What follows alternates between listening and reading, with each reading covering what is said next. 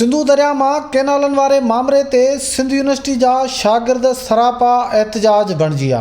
शागिर्द जे सॾ ते सवें शागिर्दनि रैली कढी इंडस हाईवे ते धरणो हणण रवाना थिया त पुलिस खेनि रस्ता रोक कई।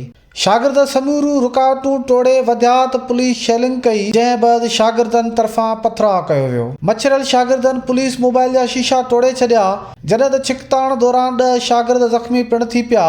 ॿिए तरफ़ SHO जामशोरो ख़ैर मोहम्मद मल्हाह समेत 6 पुलिस एहलकार पिण ज़ख़्मी थी पिया। छिकताण जे इतलाह ते जामशोरो बार जे अॻवाननि मदाख़लत कंदे शागिर्दनि जी गिरफ़्तारियुनि ते सख़्त रद्दअमल ॾिनो। पुलिस तरफ़ां 10 खां वधीक शागिर्दनि खे गिरफ़्तार कयो वियो, जॾहिं त ॻाल्हियुनि बैदि खेनि आज़ादु कयो वियो। शागिर्द अॻवाननि जो चवणु हो त दरअसल ही सॼो पुरअमन रैली हुई, पुरअमन एहतजाज हुयो जेको सिंध जे शागिर्दनि एजिटेशन जे बुनियाद ते रेजिस्टेंस जे बुनियाद ते करणु पिए चाहियो ऐं सॼी सिंध भरी उथी आहे। सिर्फ़ु सिंध यूनिवर्सिटी जी ॻाल्हि कोन्हे, पर सिंध यूनिवर्सिटी ख़बर न आहे त अलाए छो हितां जी पुलिस खे हितां जे इदारनि खे खुखे पई। जेकॾहिं सिंध जो शागिर्द सियासत करे थो ऐं सिंध जे बाबति ॻाल्हाए थो, हिन वक़्तु सिंध मुकमिल तौर ते जेको आहे त उन सां अहिड़ी रविश रखी वई आहे जो हर माण्हू मसइले जो शिकार थी वियो आहे। हीअ चढ़ाई आहे या लाठी चार्ज आहे या ग़ैर मुनासिब आहे, इन सां बहितर रवैया जनम न वठंदा। पुरअमन धरणो हुयो, उन ते पुलिस लाठी चार्ज कई, शीलिंग कई, गोलियूं हलाई, असांजा दोस्त गिरफ़्तार कया अथनि। तक़रीबन 30-35 खां मथे दोस्त गिरफ़्तार आहिनि हिन वक़्तु बि।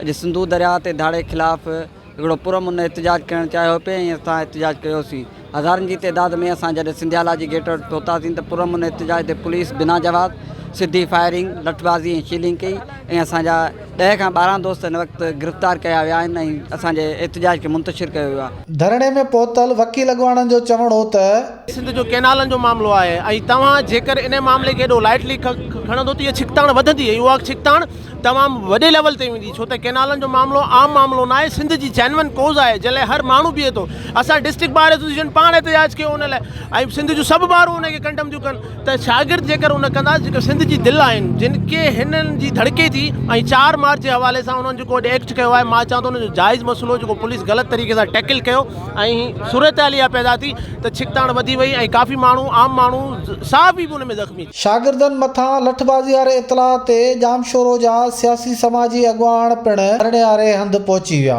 संदन चवणु हो त साईं असीं इन अमल जी सख़्तु लफ़्ज़नि में मुज़म्मत कयूं था। पुलिस ॾिसो था त मां त आयो आहियां त मां ॾिठो आहे जीअं असांजा ॿुधो शागिर्दनि ते शेलिंग थी आहे, फायरिंग थी आहे, गिरफ़्तारियूं थियूं आहिनि, ज़ख़्मी थिया आहिनि शागिर्द, त असीं फौरी तौर ते हिते पहुता आहियूं। सिंध तरक़ी पसंद पार्टी अहिड़े अमल जी सख़्तु लफ़्ज़नि में मज़म्मत करे थी ऐं शागिर्दनि खे हक़ु आहे सियासत करण जो बि, पंहिंजे सिंध धरती ते वसीलनि जी ऐं सिंध धरती जी मालिकी करण जो उन्हनि खे पूरो हक़ु आहे।